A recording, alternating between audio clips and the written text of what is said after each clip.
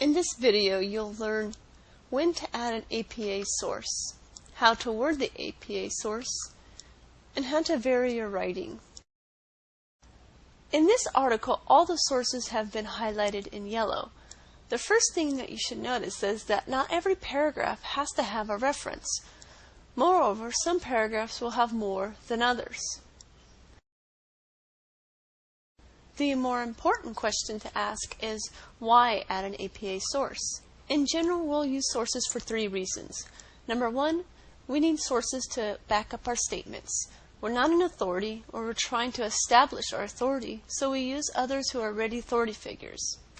Number two, we want to offer alternative perspectives, including the perspectives of the dissenters. And number three, we need evidence to validate our arguments. Now, at the paragraph level, when to add APA sources will vary. In general, writers will always start with a topic sentence that focuses the paragraph. In this paragraph, the writer starts with, "Literacy can be a hot topic." As a reader, I ask, what are people saying?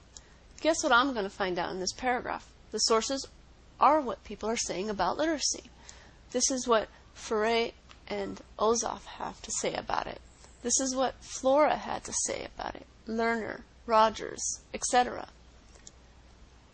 Year refers to the date of publication, so we can see how old these academic perspectives are. This article is about the history of literacy, so you'll expect to find old sources. If you are writing a paper about computer technology, you'll be expected to have the most current sources. Let's take a look at this topic sentence in this paragraph. The writer first starts with, "The history of literacy is also lively because it's full of surprises and reinterpretations." Guess what? We're going to learn about those surprises and reinterpretations. This is what Havlicek had to say in 1976. Houston challenged some idea in 1982. Lockridge identified with some idea in 1974. You have two choices with your sources. You can add the source at the end of a phrase or sentence that you're citing, like the way it's done here. You add the last name, comma, and year of publication. When you read the sentence, the citation has nothing to do with the actual flow of the sentence. If I actually blacked out the citation and read the sentence, it would read just fine. But the correlation does not always hold, and the importance of Protestant religion, see, no problems. The second way to add the source is to make it part of the sentence's meaning.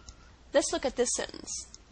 As Frey and Ozof explain, French historians on the left argue that, see, the source is part of the actual sentence. Look at this sentence. Lerner has linked literacy to urbanization. Or this sentence. Havlicek, for example, argued that in view of the artistic and political achievements, in a way, your sources are like characters in your paper. They are real people with different points of view and things to say. Now, how should you word these sentences? The trick is to know a handful of verbs and use those verbs throughout the paper.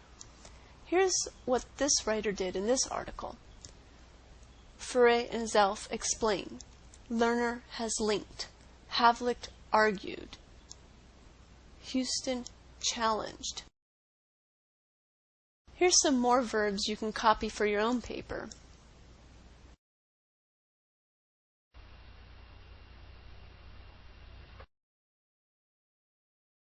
You don't always have to start your sentences with Smith states that or Smith argues that.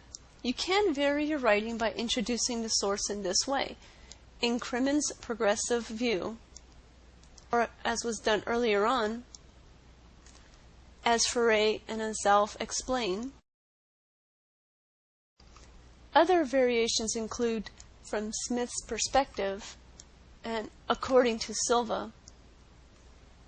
This concludes our video on how to write in APA format.